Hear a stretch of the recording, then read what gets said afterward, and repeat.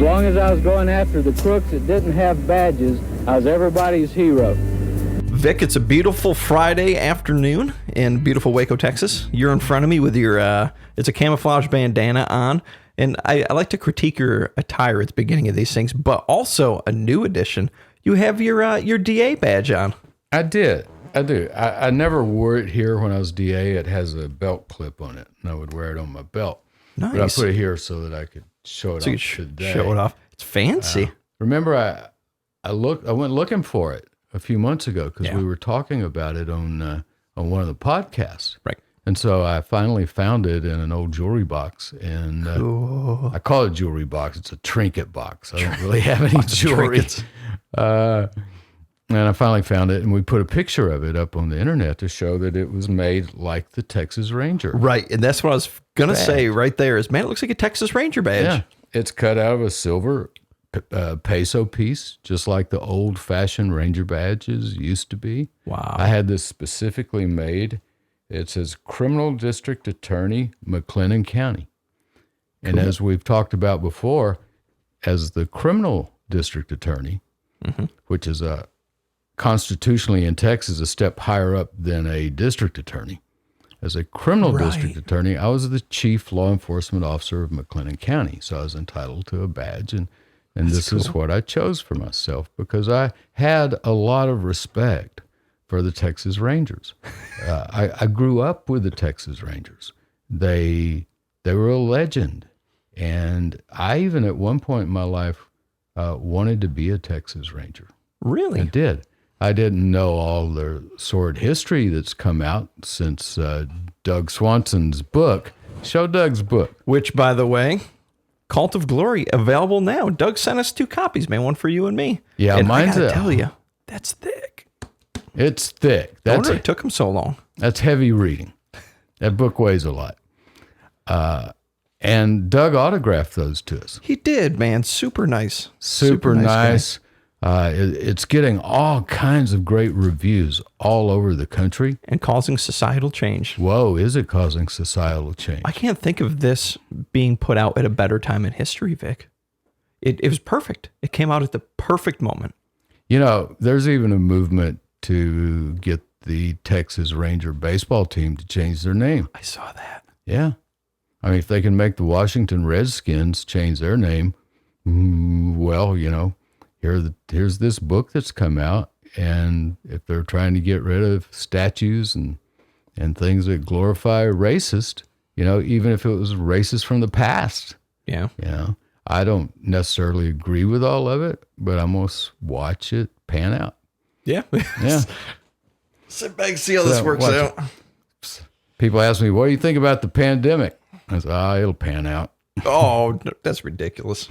Well, I had a religion professor one time, and a lot of people won't know what this means when they say, well, are you premillennialist or postmillennialist? That has to do with the second coming of Christ, and there's a prophecy about there's 1,000 years of peace. Okay. But Christians disagree on whether is Jesus going to come and then there's 1,000 years of peace, or is there 1,000 years of peace and then Jesus comes? Oh. Like he waits for mankind to do all their work and learn all their lessons themselves instead of him just coming and, all right, guys, that's all, folks. Game's over. You're out of here. You know? And so this professor asked me, are you a premillennialist or a postmillennialist? Okay. And I said, I'm a pan-millennialist. Oh, come on. He said, what do you mean? What do you mean pan-millennialist? I said, I believe it'll all pan out in the end. That's funny. He liked it too. I've never heard of that.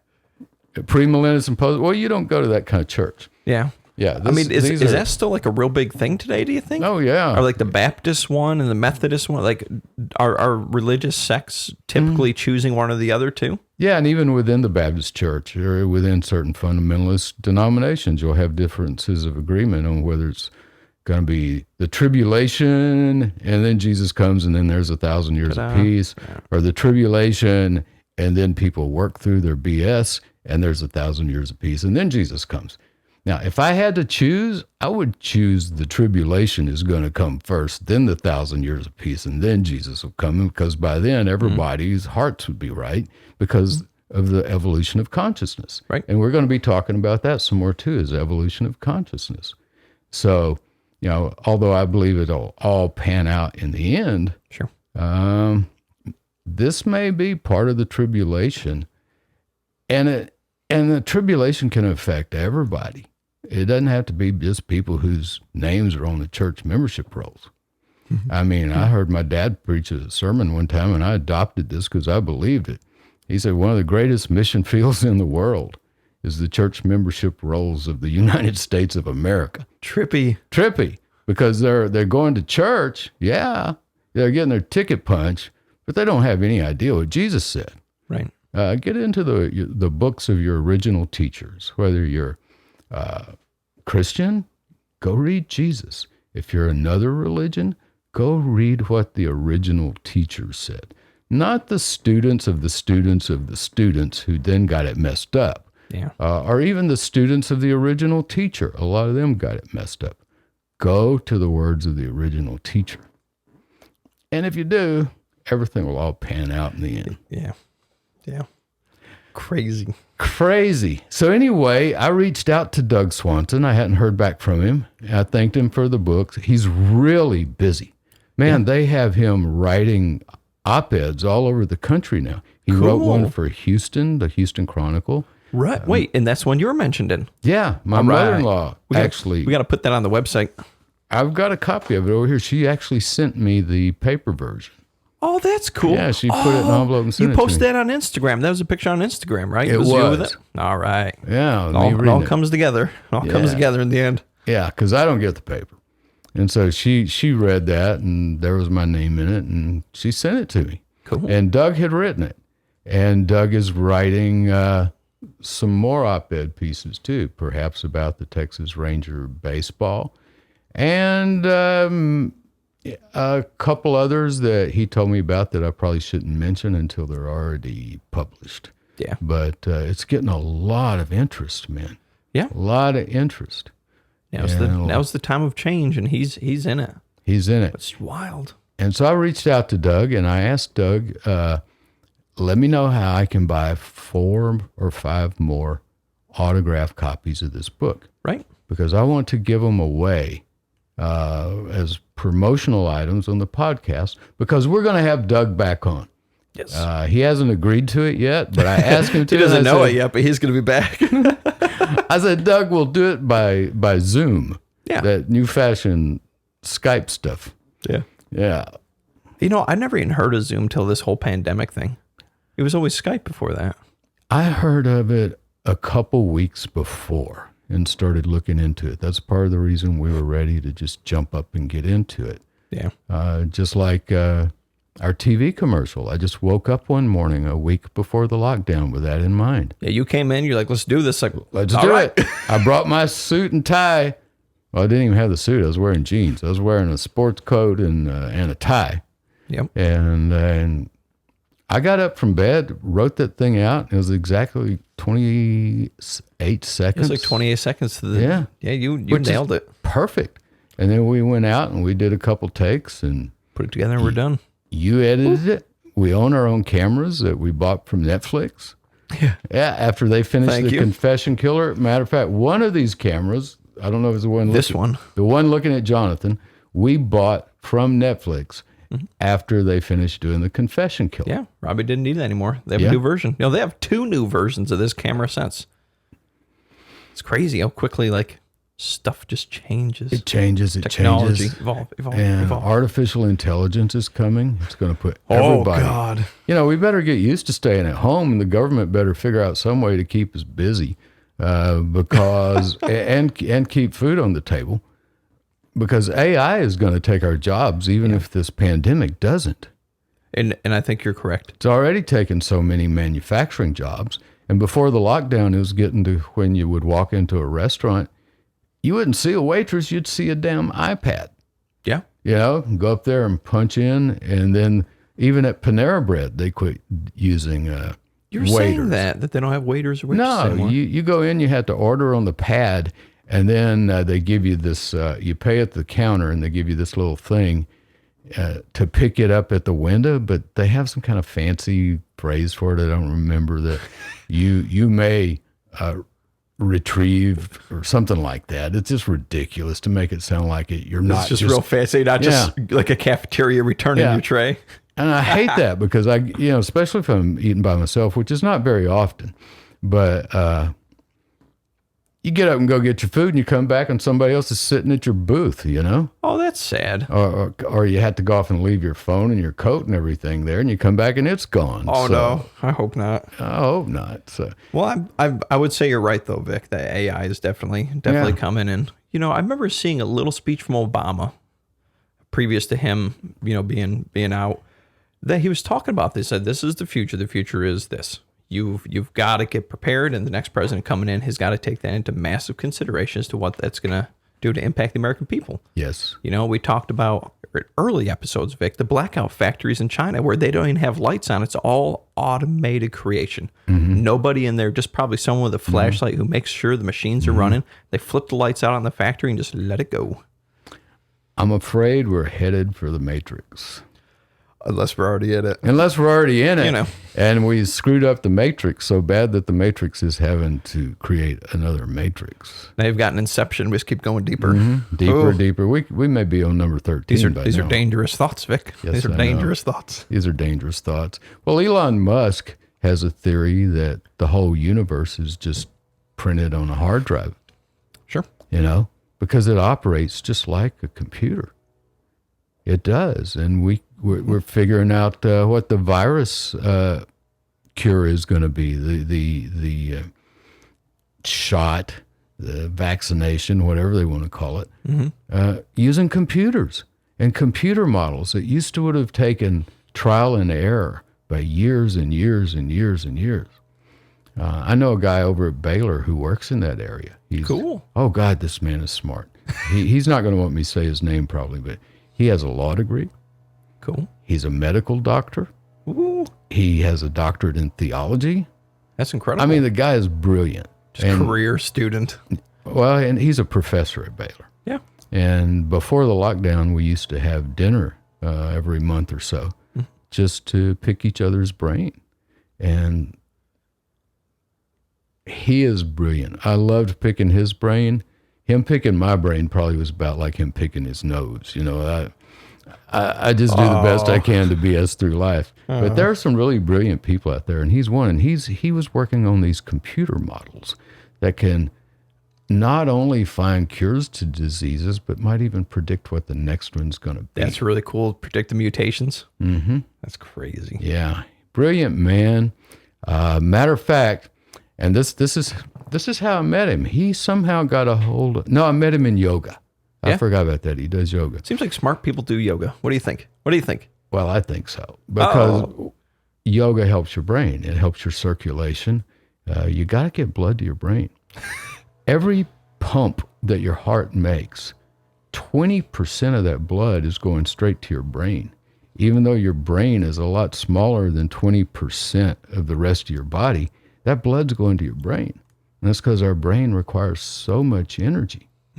Yeah, so yoga takes care of your brain because it keeps your circulation open and teaches you how to breathe slow, let go of ego, and try to see God in all the people.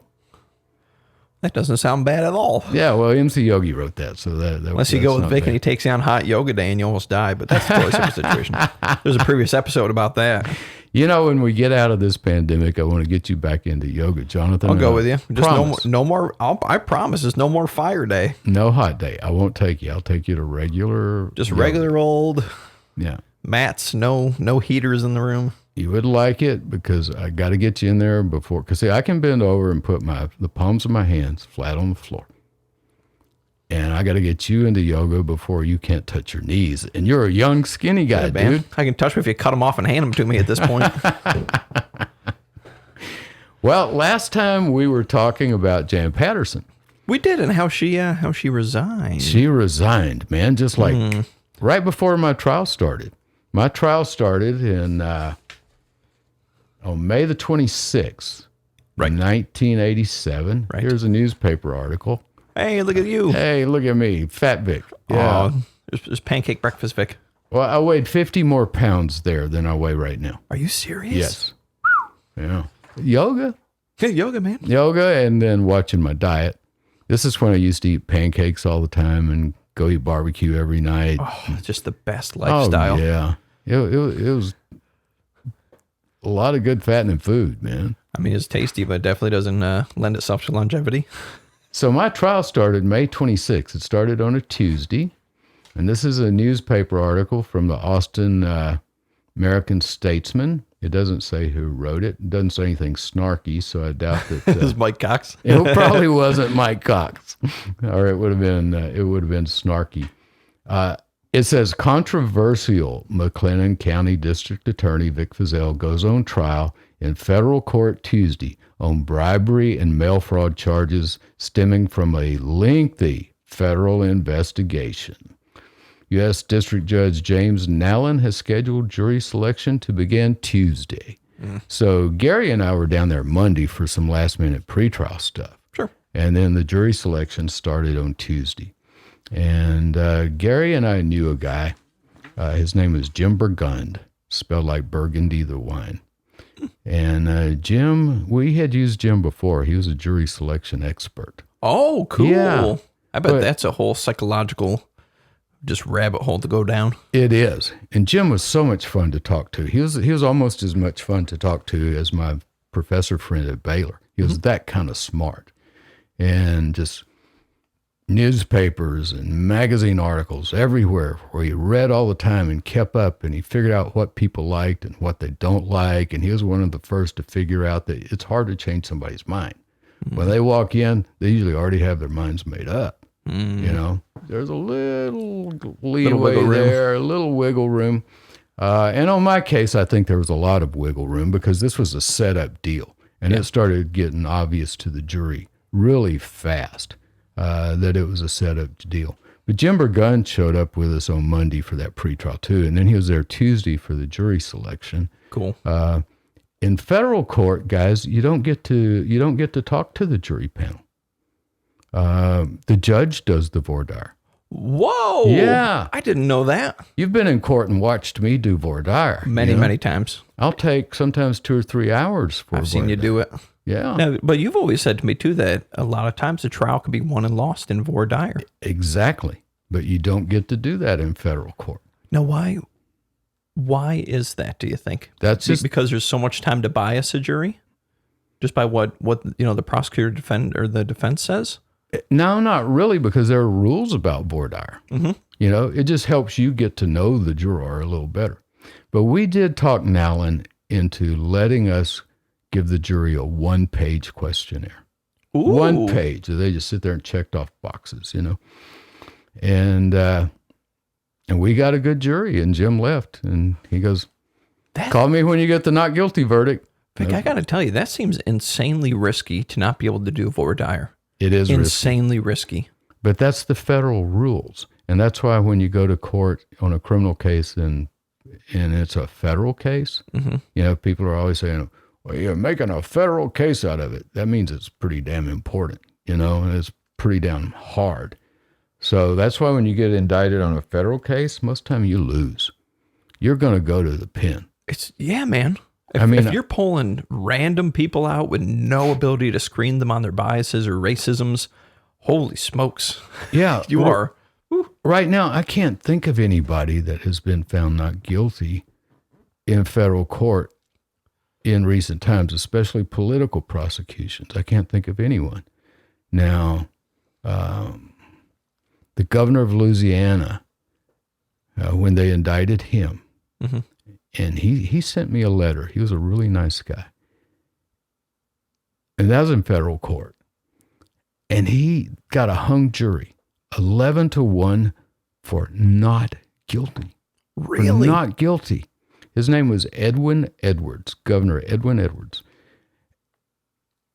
And they decided to try him again because they had that one holdout saying, no, I think he did it. I think he's guilty. What were the charges, like bribery charges, that kind of thing? Bribery. And Edwin Edwards was a populist. He cared about the people, and he would fight big oil. He would fight Big Pharma. He would fight all of them to try to put more money into the people of Louisiana's It's a pocket. little Robin Hood there. He was a lot like Huey Long. He was cut out of the same cloth as Huey P. Long. And maybe they would hang their toes over the edge. I know Huey sometimes would put his whole foot in the water. But Edwin Edwards may have hung his toe over the edge a little in getting some casinos into Louisiana. And they indicted him over some of his dealings over the casinos. So they tried him again, and the second time he was found guilty. Oh. Yeah. Broke my heart. But by then the feds knew everything that they were going to say. Yeah. And the way the rules are in federal court, it is such an uphill battle. If I were on the Supreme Court of the United States, I'd be looking at trying to get some changes made to some of these federal rules and the way that the prosecutors do things. I'd look a lot more seriously at allegations of prosecutorial misconduct. I'd look a lot more seriously at allegations of grand jury tampering, because I've been a victim of that. I was going to say, if anybody knows about it. Yeah, and we'll eventually get into the monster motion. But we went over that newspaper article where Jan Patterson resigned just like a couple weeks before my trial started. Right. And that's because she had been taken off of the trial. Done. Yeah. And I still think they gave her a chance to resign. I think our monster motion that Jeff Kearney and Gary Richardson and I filed is they gave her a choice. Either, Jan, you resign or we're going to fire you. I think you're right. And so she goes, I'm so excited about the future. I'm going to be doing some teaching at UT Law School. I think she might have taught one course over there. For one semester. For one semester. Yeah, before some of her Republican buddies got her into a judgeship, and then she made the mistake of trying to run for district judge in Travis County as a Democrat when everybody in Travis County already knew she was a Republican. Right. You know, she had made no bones about it, you know, and she was close to all these deep state Republicans. Yeah. Jim Adams, we know that she wrote his op-ed obituary when he died just this May. Right. Matter of fact, what we're going to talk about now is it suddenly hit me after we talked about Jan Patterson quitting right before my trial. Somebody else quit too. So did Colonel Jim Adams. Yes. And he was only 60 years old. Right. Now, you can't tell me that he quit because he wanted to. There's an article here. It says, what, family? What does it say? Yeah, you're absolutely right. He says, Adams, age 60s, plans his retirement in that it was a family decision. And I like this part. This is a direct quote from him. He says, my golf game has suffered. So he wants to retire, to go spend more time in doing leisurely activities like his golfing. I don't buy it. I don't believe it either. I don't buy it one bit. He's a dude who's been so entrenched with the FBI, with the DPS. This isn't the kind of guy to me that would just walk away. This is the kind of guy who, even if he did walk away, he was still asking for daily reports. You know, he's that kind of guy. He was head of the domestic spy program. Yeah, you don't just walk away. That keeps millions of files on private U.S. citizens. Anybody they're suspicious of, war protesters. If Vic he were Feazell, over John Lennon. They even had a file on Elvis. Yeah. Yeah, I can just see his family going, you know, Jim, maybe you should retire before this Vic Feazell thing goes to trial. And that's what I think. I do too. That's what I think. And there's a name mentioned in this article. This article is from March 1987, the end of March. He gave him 2 months' notice, but he was gone almost immediately. I mean, he was out of there. When did you find out, Vic, that he was gone? Was it in the newspaper? You was like, holy smokes, he's set to retire? Or did you hear it through the grapevine somewhere? I was in my car driving to Temple, Texas from Waco, Texas. I had been invited to come down and speak to, I believe it was either the Central Texas Media Club or it was the Rotary Club. I can't remember, but they both met at the Holiday Inn in Temple right off of I-35. Cool. And I'm driving down and I'm listening to the news on the radio, and I hear on the radio that Colonel Jim Adams has announced his retirement and that he's leaving. Now, here's the funny thing, and I started my speech with this. When you're exiting I-35 to get to that Holiday Inn. Now they've changed it all now. You know, if you live around here, you know that I-35, they started it in the early 60s, maybe late 50s in some places, and they will never finish it. It'll never finish. Never. It's always growing and growing and growing and growing. So it all looks different down there now. But back then, I don't even think that Holiday Inn is there anymore. But that back then, there was a street called Adams. Oh. And you took the Adams exit to get to the Holiday Inn. And when they introduced me and I stood up and they had been talking about, oh, Jim Adams going to be leaving. And so I stood up and I said, I'm just so pleased to be here today speaking to you guys at the Holiday Inn at the Adams exit. And they all just got a big laugh out of that. Perfect. Yeah. It's perfect. Because Mr. Adams, Colonel Adams, he did exit before my trial. It's so, but with that being the case to where you had not even heard anything of it then previous to that radio thing, I mean, you would think when somebody of that high level was going to retire, I mean, you'd think you would hear some rumblings, right? Maybe he was unhappy with something he was going to get out, or you'd hear from maybe some other law enforcement agency, even in McLennan County, like, oh, we hear he's, it just seems like that kind of a move and to bring somebody else in would be a really big deal. I have a piece of paper somewhere. We'll find it and we'll eventually get it onto the website. But it's from notes. It's from John Ben Sutter's notebook that I made a copy of and kept for our record. John Ben Sutter was my administrative assistant. Right. And John Ben Sutter was friends with a guy who knew John Fainter. The 3-member Public Safety Commission chaired by John Fainter Jr. will appoint a replacement. And John Ben knew a guy who knew John Fainter, and John Ben had been talking to him. And he was saying, man, Fainter's been telling me that they got problems with Adams. They've been calling him on the carpet, not just on Vic Feazell's case, but on a county attorney in West Texas named Pat Barber. Right, right. And a sheriff in Orange County named Jim Wade. And anytime anybody ever spoke out against Adams, man, he went after him. Yeah. And so they were starting to see the pattern. And I will find John Ben's notes about his conversation with this fella, and we'll post that later. But yeah, there was some talk that they were moving him out. It wasn't like he just woke up a month before my trial and said, you know, I think I'll just hang up my spurs and go play golf. Yeah. At age 60, after being used to all that power. Yes. After learning to speak fluent Japanese so that he could, because back then we thought the Japanese economy was a big threat to us. Now we think it's the Chinese economy. We're always looking to blame somebody besides ourselves, you know. I think we need to take a deep look within and do some introspective meditation and prayer for ourselves personally and for our country.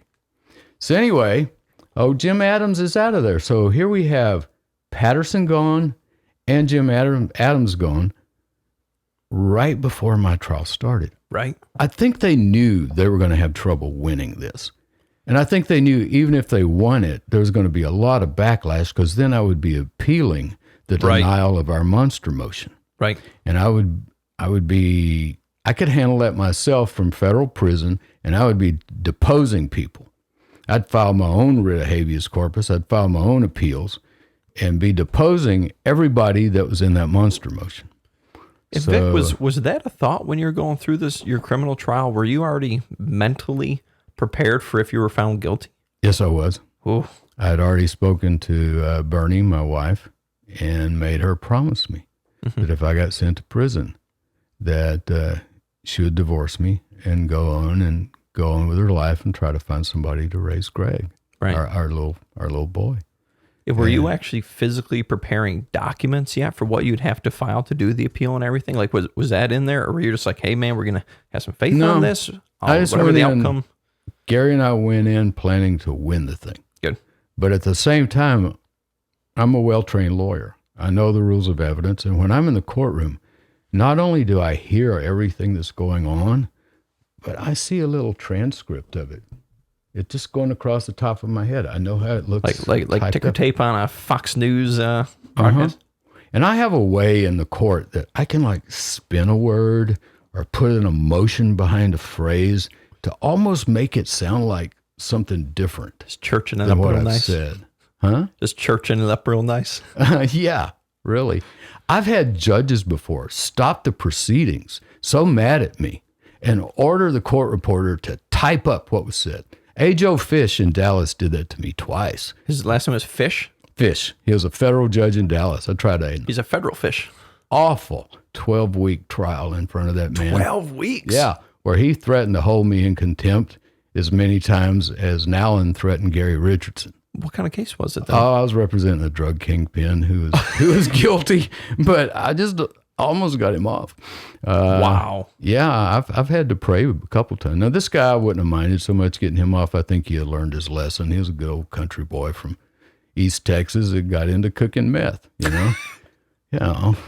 You know. Nobody's perfect, but yeah, he would type that transcript up and then read it, and it didn't say what he thought. I'd say, Judge, I didn't say that. It's just your weird inflections. It's just my inflections because I could get a subtext across to the jury without actually saying the words. Wow. And in order to be held in contempt, you have to actually say the words.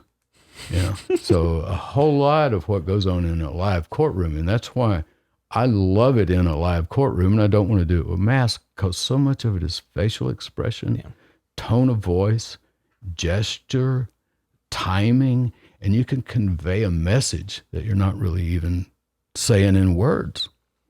So Patterson leaves right before my trial and He's gone. leaves poor old Jack Frails holding this ticking time bomb that's going to blow up in his face. And it did a couple times.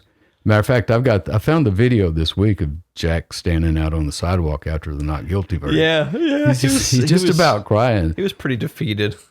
I've had some successes in my life, and man, I've had some failures, and this is a failure, and I'm just going to have to live with it. They have to live with it. I've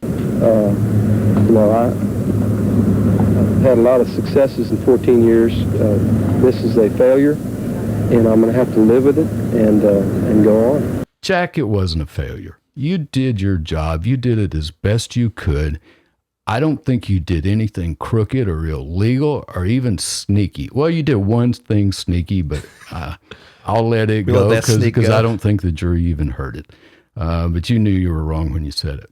But no, I have nothing against Jack Frails at all. He was left with this ticking time bomb. He didn't know what Jan Patterson and Jim Adams and even his first witness, Ron Border, that they had been involved in this Lucas cover-up from the get-go, from the very beginning. You know, we've got Jim Adams in his retirement article saying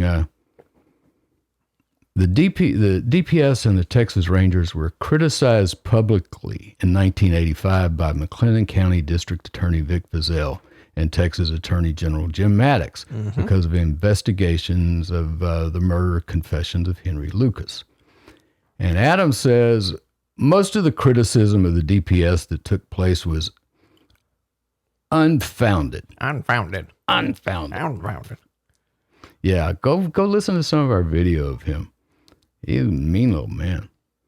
Adams said, I think someday people will realize that Lucas was responsible for a high number of those crimes. Oh, ruh-roh. When is that someday? Yeah, well, actually, we're at the someday. We're and at it turns the out someday. He didn't do them. So He didn't do them. He didn't do that's them. a shame. He didn't kill that poor old policeman we talked about that committed suicide. Yep. And he didn't kill these others. He killed his mom. He did the time for it. That was a drunken brawl and an accidental thing, not a premeditated murder. And he may have killed Kate Rich and Becky Powell, but I still have my doubts. Yep. Because of who handled it and how it was handled, and because of the holes in the paperwork that we've talked about. And if you haven't listened to our podcast or watched our video on Kate Rich and Becky Powell, Yeah, go back. We did like 3 or 4 part series on both cases. we did. Go through the evidence. He said, the only problem I had was responding to a lot of wild statements denigrating the investigators, Adams said. I have full confidence in the Rangers. I've never felt that I had to apologize for their performance. Yeah. And he never did. No, and when Doug Swanson called him, when Doug was working on this book, and Adams was still alive and living here in Texas, and he refused to talk to Doug Swanson. Really? Oh, yeah, he refused Doug's interview. So he didn't want to be... That's kind of shocking, because Doug didn't approach this with any bias. You know, and that's one thing he told us was, hey, I didn't approach it with any bias. I'm merely going through the history and exposing what the history was. So it's not like he was calling particular, or maybe he did, to say, hey, let's talk about Lucas versus, hey, let's talk about the Rangers and how you headed them up. That surprises me. I would think he would have done that, unless his mind just wasn't there anymore. No, I don't think that's it. I think he knew what was coming. Yeah. By then, the DNA had already started unraveling this Lucas thing. By then, people were saying 30 years later, oh my God, Feazell was right. Feazell was right. Yeah. Lucas didn't kill these people. I mean, we're getting great letters from people. Maybe if we have time, you can read one after a while. Yeah. But even though Adams had a good idea they weren't going to win, Patterson had a good idea they weren't going to win. They didn't bother to tell Jack Frales. And they didn't bother to tell some of their local supporters either. You know, I found that video that I couldn't find. I found it. Oh, Vic, this is like a 5 to 10 second gem. And, you know, this guy, he's such a good villain. And I have to say, your story has really good villains. It does. And this is a good villain. It does. I love when a villain unites unlikely people. I know. But they didn't bother to tell him. He found out about the not guilty verdict when it came out, and a TV station found him. They would all go find all my old enemies, Felipe Reyna, Tom Pauken, Russ Hunt. Right. Yeah, and this is Russ Hunt. And this is a clip of Russ. And when did you and Russ really start to get crossways? It was during the Lake Waco murders, right? He was convinced his clients were innocent, and obviously all three of them were. He represented David Spence, and he was totally convinced that David Spence was innocent. He said, I would let David Spence babysit my children. And I went, whoa, damn. I mean, after the evidence he had heard about the school teacher, when David was in either the 3rd or 5th grade, coming outside and seeing David laughing at a puppy he had gutted with a knife, and the puppy was walking up the sidewalk, dragging its guts behind him, and David just laughing about it. Oh, yeah, come babysit my children. Yeah. Or the girl who got on the stand and told about when David got rough with her in the park and nearly bit her nipple off and left bite marks all over her. And then one of the Lake Waco victims had one of her nipples actually bitten off. Right. You know, and then what they had done to the young man that Gilbert Melendez and David Spence had cut up with a knife, you know? Sick stuff, Vic. Cut him up with a knife in his own home. But come to my house, watch my grandkids. Yeah. Come on in. Come take care of my kids. This is the same Russ Hunt who also, after we had convicted David Spence of the murder, he and Bobby Prince get together, and Russ Hunt has an appointment to drive down and visit with Henry Lucas in Georgetown, arranged by Bob Prince. And Bob Prince and Jim Boutwell admit it. I mean, call them, they'll admit it. Oh, I would not keep somebody from interviewing Henry Lucas if they wanted to.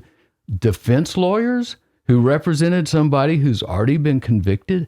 No, see, by the time Russ Hunt had that appointment, he already knew that... Prince already knew that we were looking into the task force. Right. You know?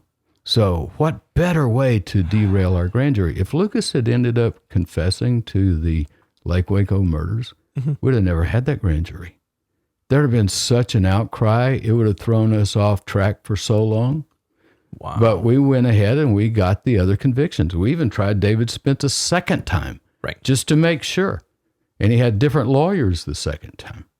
We tried him in Bryan College Station the second time, so he'd be away from the bias of any jury up in McLennan County. Right. So they didn't bother to tell Russ, but Russ wasn't very happy. So let's play that video. Yeah. But other attorneys and law officers had mixed emotions about the verdict. Very disappointing. What? because it's not what I wanted to happen. So that's Russ. And that was after you were found not guilty. This was just a film crew went all around and just talked to people. Mm-hmm. So what do you think about the verdict? Yeah, I'm not happy. Why not? It's not what I wanted to happen. I mean, that speaks volumes, Vic. It does. It does. And like I said, I don't have anything against Russ. I really don't. I get tired of him running his head sometimes. Yeah. Because he'll put stuff out on the internet still about the Lake Waco murder and how we convicted the wrong people. And I've remember before the lockdown, I was offering to rent the Hippodrome and me and Russ go and debate each other. Mm-hmm. You say you've got this evidence. Quit hiding it. Show us. You claim you have this DNA. Quit hiding it. Show us. Yeah. You know, they put a lot of DNA out there for testing, and it all came back as negative. But they never put their own client's DNA out there. Why not? That was going to be one of the questions I wanted you to ask in the debate, Russ, is why not? Why didn't you put your own client's DNA out there? And that DNA stuff, Vic, you know, I started working for you in 06. Mm-hmm. And that, I remember the big article they did. It was like, 07, 08? That was in the Texas Monthly. Yeah. You know, they were doing that evidence back then. And we're like, well, let's see if they come up with anything. Nothing. Yeah. Nothing. And remember, I was saying, run anything they want.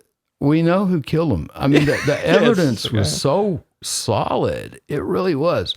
They will take things out of context, you know, and then the bite mark stuff, you know, where they took our wonderful, beautiful one-to-one blow-ups that had been produced by a photogrammetrist, you know, a photographic expert, using the measurement from Jill Montgomery's necklace that was still on her neck to go and measure those bite marks and blow up that photograph so that then we could take David Wayne Spence's dental impressions, and they laid right down perfectly in several of those bite marks, including the one that had taken her nipple off. Ooh.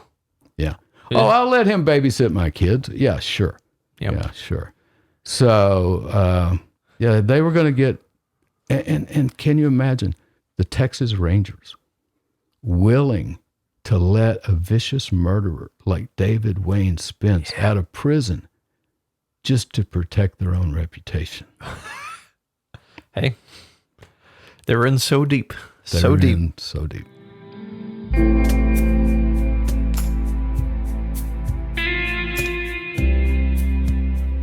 Hi, I'm Vic Feazell. During these trying times, you might want to just stay home. And at the law offices of Vic Feazell, we understand. That's why we're set up to handle your personal injury claim without you even having to come in. Just give us a call, and we'll take it from there. We can send any paperwork straight to your smartphone or computer.